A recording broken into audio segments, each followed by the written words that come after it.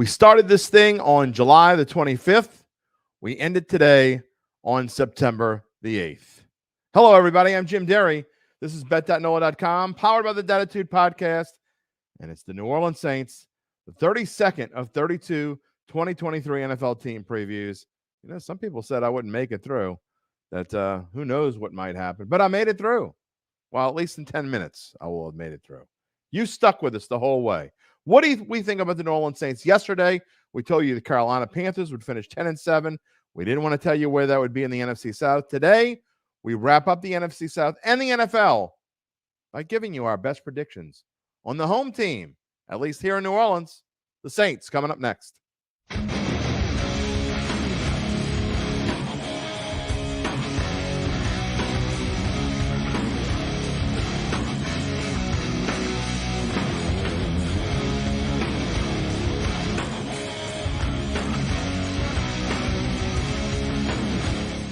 Well, hello, my friends. Where you at? The New Orleans Saints started last season with high hopes, and it ended with a big, fat dud in a 10-7 loss to the Carolina Panthers in the Caesars Superdome, ending the hopes and dreams of all the people who thought that 7.5 wins was a sure thing, over 7.5 was a sure thing. You can't lose. Some prognosticator on this same social media channel said this time last year, you cannot lose if you bet the New Orleans Saints over 7.5 wins. What a donkey.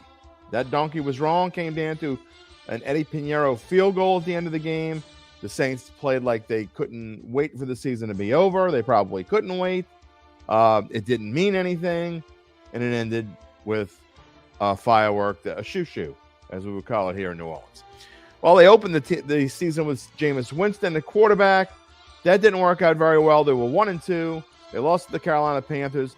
Winston was hurt.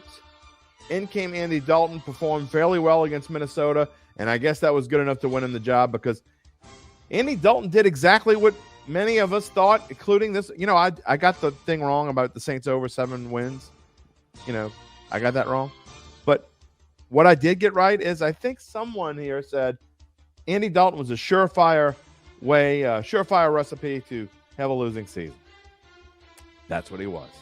The Michael Thomas saga dragged into its third season. He played in just 3 games, caught only 16 passes for 171 yards. He has now played in 10 games. Out of the last 50, he's played in 10 of them. This year's going to be different, by God. Oh, and remember how Jarvis Landry was supposed to be the key veteran signing? Well, he started just 3 games as well, and he's now out of football. But there was good news. I don't want to be Derry Downer.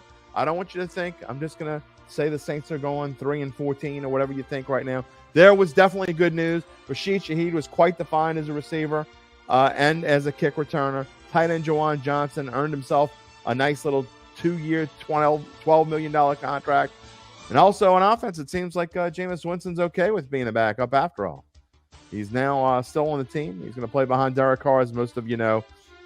And the defense had, for the 3rd straight year, we're in the top 7 and yards allowed per game. They finished 5th overall, 2nd against the pass. Future Hall of Famer Cam Jordan led the team with 8.5 sacks. DeMario Davis, not surprisingly, was the team leader in tackles. I believe he had 109 tackles. The question is, can they create more turnovers in 2023? Because they are going to have to. And the reason's pretty simple. 7 wins we know is going to cut it. 8 wins is going to cut it.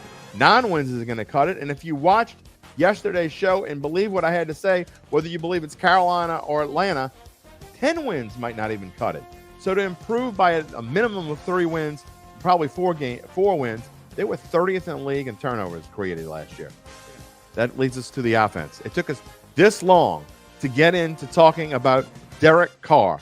Not only the signing for the Saints, but the most expensive signing in the NFL this entire offseason, free agent signing.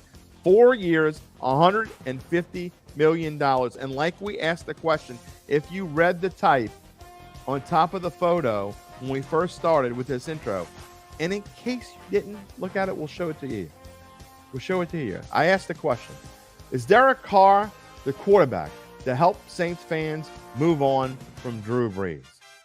I don't know how many times I've said this. I mean, I don't know how many times I have to say it. Drew Brees is gone, and he's never coming back. But Saints fans can't seem to let that go. They couldn't let it go with Jameis Winston. They certainly couldn't let it go the year before that in Sean Payton's last season when there was a revolving door at quarterback. It was Jameis Winston. It was Taysom Hill. It was Trevor Siemian. It was even Ian Book for a game. Boy, was that a disaster. So it's been hard to move on, and obviously it's going to be hard. But Derek Carr is that kind of quarterback. He is the kind of quarterback that helped this team move on. He only threw for 3,522 yards, but look at the season before.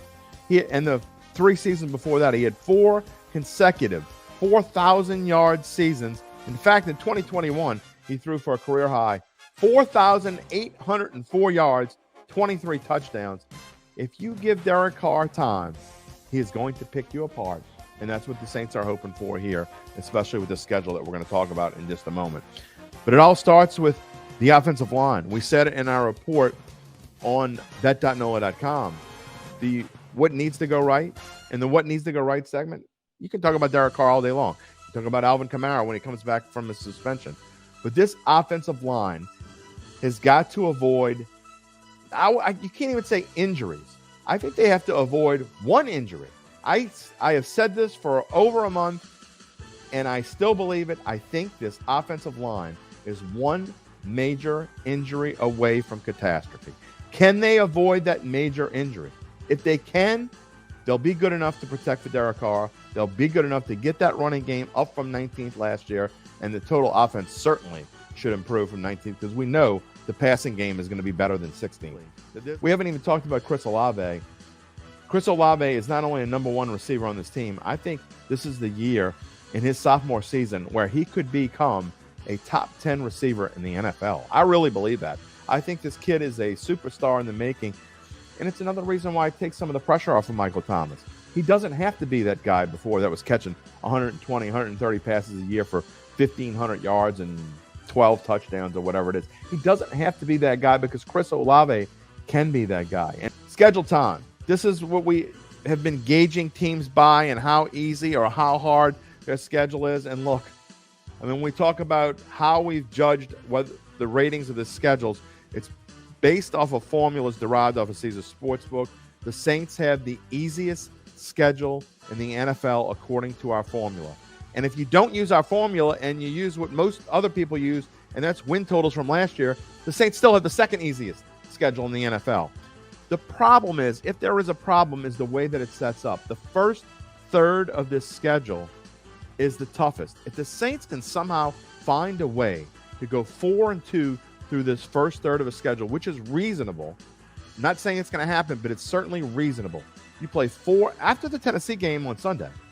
You play 4 out of your next 5 on the road. Then you get into the second half, the second third of the season, I guess. Jacksonville on a Thursday night, and then it does open up a little bit because I think the Saints are going to be clearly better than Indianapolis. I think they're clearly better than Chicago. Get them at home. Minnesota, they're what, and then they get their bye week at a pretty good time, I think. Week 11. And then after they play at Atlanta the Sunday after Thanksgiving, look what's coming up. 4 out of the final 6 games at home, including a 3-game stretch December 3rd, 10th, and 17th against Detroit, Carolina, and the Giants. Theoretically, the Saints could go on a roll. That's if the O-line holds up. So what do we think? Our final drum roll, please, of this preview campaign.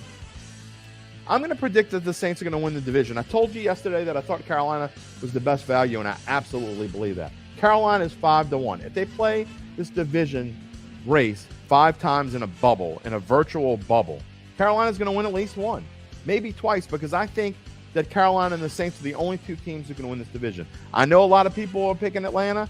I think Atlanta's still a ways away. I don't think Desmond Ridder is ready for that. I like the over 9.5 wins. I do think they will win over 9.5. I went back and forth. I hate the fact that I'm with the local media again for the 2nd straight year, but I don't know how you pick the Saints to not win more than 9.5 games. I'm not saying, like last year, that I'm positive it's the best bet ever. Not saying that, but I think it's a good bet. And what I really like at plus 4,500, just if you put $10 on it, $5. If you put $10 on it and it happens, you're going to win 450. Derek Carr to win the NFL MVP, and go get you some value. Go put $1 on it. Buck wins you 45 if it happens. Why not? Have a little fun with it. And we have had fun the the past 7 weeks doing this again.